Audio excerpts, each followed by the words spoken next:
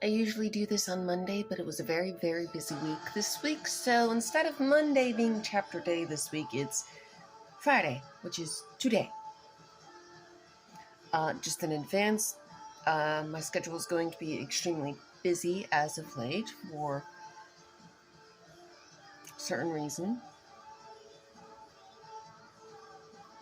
Those who know. Those who don't, you can pretty much find out if you want.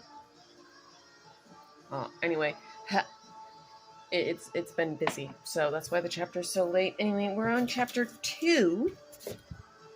Annoyingly, only chapter 2 of Reaper Adventures, Protection. I was about to say the third title for the third book, but this is book number 4, so it's Protection, not Freedom. So we're on the second chapter of the 4th book of Reaper Adventures, and the 4th book is called Protection. Don't bring your kids. It is definitely not kid-friendly. I mean, we all know there's no sex scenes or written curse words. I will say curse words and things like that, but it's really not kid-friendly. This chapter has the fight scene between the 3 horsemen of the apocalypse and the Reapers. There's more than just the one group. I just proofread, so yay. Anyway, there's that scene in this chapter. It's a little gory, and we can leave it at that. There's the mention of torture, scene of abduction, and mention of torture, which I already said, and 1 or more scenes of torture, and there is a mention of alcoholism. So continue at your own risk, but don't bring your kids. That's not kid-friendly, and now you know the reasons why. So, it's a relatively short chapter, and once again, I do apologize for it being so late, and I apologize in advance for the more than likely inconsistent updates, but I will try to keep it on a weekly basis. If not, you will definitely eventually be able to find out why. Moving on, we're on chapter 2. Chapter 2.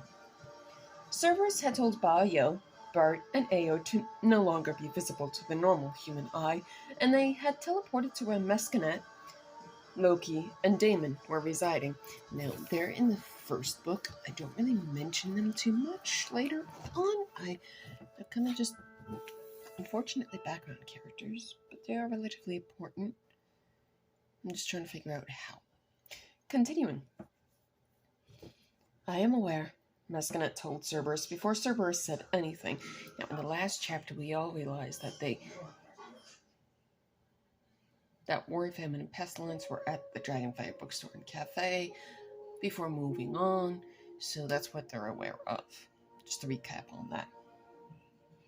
Before Cerberus said anything. I'm continuing now, so continuing. She was holding her staff while Loki was holding his battle axe. Damon was holding his Guandile. I probably totally butchered that, and I apologize in advance once again. Actually, I don't apologize in advance. I apologize now for the possibility of butchering that. Sorry. Continuing. You know where they are, Cerberus said. Mescanet nodded with confirmation. Then let's go, Cerberus commented. We need a plan, Loki stated. Cerberus agreed with Loki, but they had no time to form any course of action. We don't have any time for a plan, Cerberus pointed out. Cerberus is right. We do not have any time. We will just have to adapt, Mescanet said before an argument could start. Loki frowned and reluctantly nodded with agreement. Then let us go, Mescanet ordered, marking a new place on the map of Jormson so they can. Anyway, Cerberus, Bao, Bart, and Ao memorized the marked spot, and then they all teleported to where War, Famine, and Pestilence were. Company. War sighed as Cerberus, Mescanet, Bao, Bart, Loki, Ao, and Damon surrounded War, Famine, and Pestilence. That is a lot of names. Shit. How interesting, War commented as his sword manifested in his hands.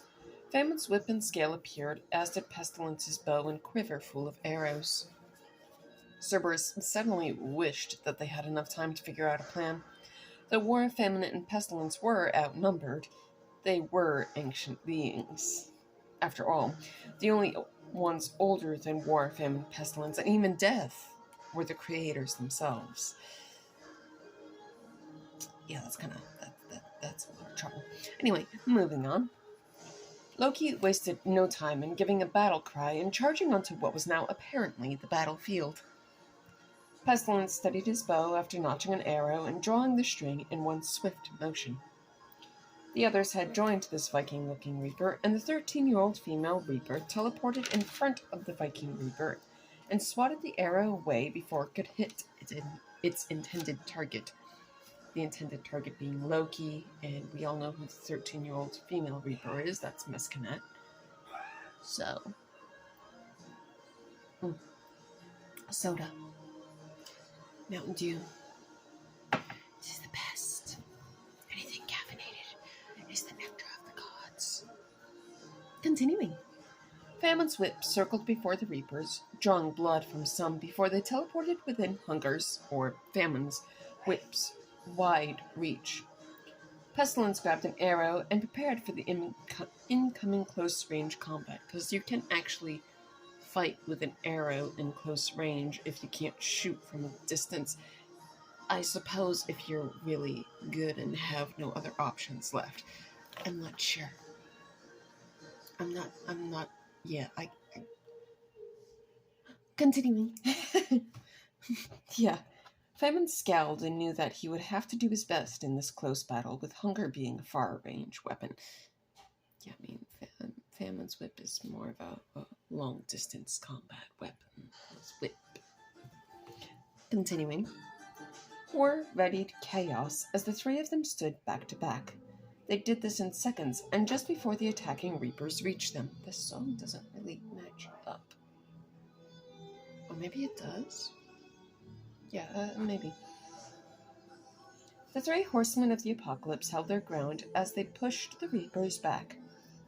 The Reapers were persistent, though, bringing their wounded to safety to allow them to heal and regain consciousness, and join the fight again. The number of Reapers never dropped below 3. However, Cerberus, Mescanet, and Loki were growing tired. Though they had wounded War, Famine, and Pestilence, they had not succeeded in making them fall. That and Cerberus, Mescanet, and Loki had used a lot of spiritual energy. Spiritual energy they would have to rest in order to recover. I think my mouth got ahead of my brain. Yeah. That, and I just ate really hot food, so my tongue is slightly burned. That's no bueno. It's kind of ouchies. Continuing. I don't even know if that has to do with anything, but we're just going to go with it. So now we are continuing.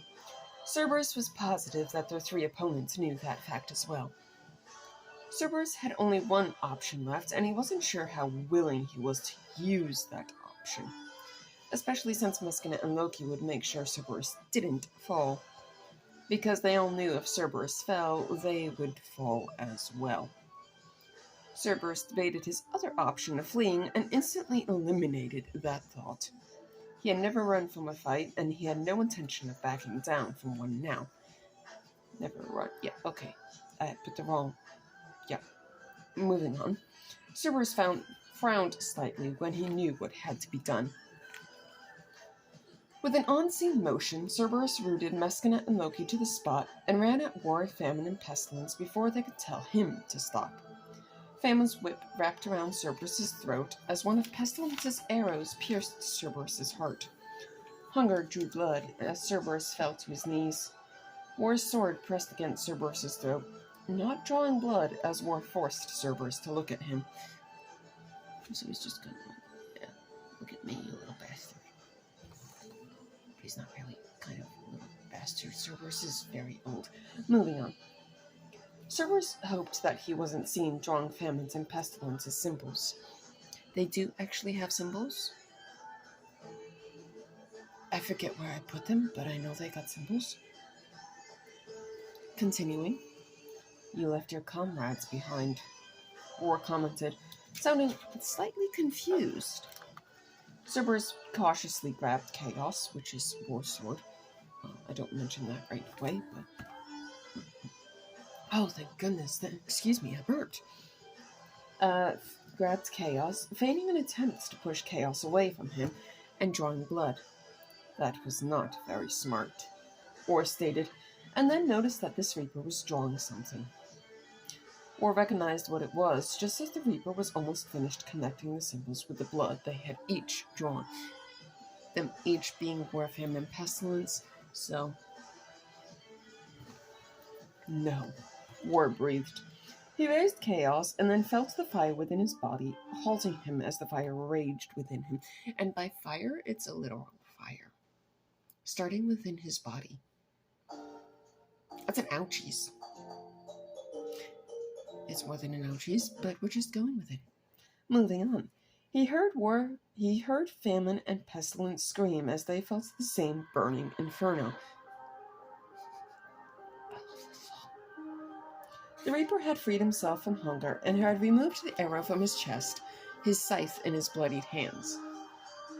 Cerberus wrinkled his nose against the scent of burning blood, muscle, and bone, and raised his scythe. Yeah, because if there's a fire within you, that's going to obviously burn. I told you it was slightly gory. That was something I gave you warning of, so... Continuing. Cerberus wasn't prepared for war, or any of them to be able to fight through the pain as their bodies were being burned from the inside out. Because, yeah, that's kind of what that does. That little connecting symbol thing does. Which is the extreme ouch. Moving on. Burned from the inside out, but he underestimated War's ability to fight through any kind of anguish. Kind of a big mistake. War's hand grabbed Cerberus' scythe, and Chaos went through the bottom of Cerberus' jaw. If not your heart, then your head, War hissed as fire and blood ran down his chin. War then pierced Cerberus' brain and withdrew Chaos when Cerberus was unconscious.